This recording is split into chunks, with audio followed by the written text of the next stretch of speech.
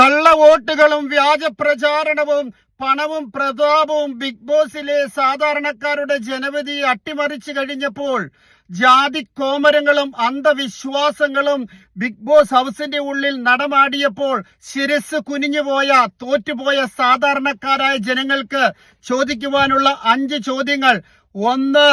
7ന്റെ പണിയിൽ അടിവസ്ത്രങ്ങൾ പോലും എണ്ണി തിട്ടപ്പെടുത്തി ഹൗസിന്റെ ഉള്ളിലേക്ക് കടത്തിവിട്ട ബിഗ് ബോസിന്റെയും ഏഷ്യാനെറ്റിന്റെയും മൗന അനുവാദമില്ലാതെ എങ്ങനെ പ്ലാച്ചി ഉള്ളിൽ കയറി? 2.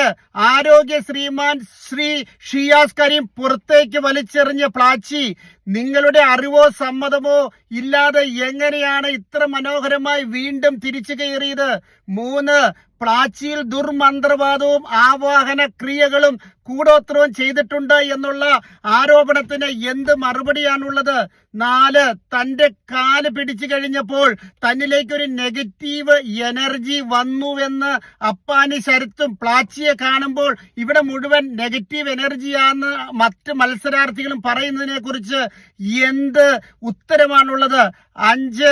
ഈ ബിഗ് ബോസ് ഹൗസിന്റെ ഉള്ളിൽ ജാത മത വർഗ രാഷ്ട്രീയ ചിഹ്നങ്ങൾ കാണിക്കരുതെന്ന് സ്ട്രിക്റ്റ് ആയിട്ടുള്ള നിയമങ്ങൾ ഉള്ളപ്പോൾ അവിടെ മന്ത്രോച്ചാരണങ്ങളും മതചിഹ്നങ്ങളും മതപരമായിട്ടുള്ള കാര്യങ്ങളും കാണിച്ച അനുമോൾ എങ്ങനെ നിലനിൽക്കപ്പെട്ടു? ഇതിന് ഉത്തരം തന്നേ മതിയാവൂ.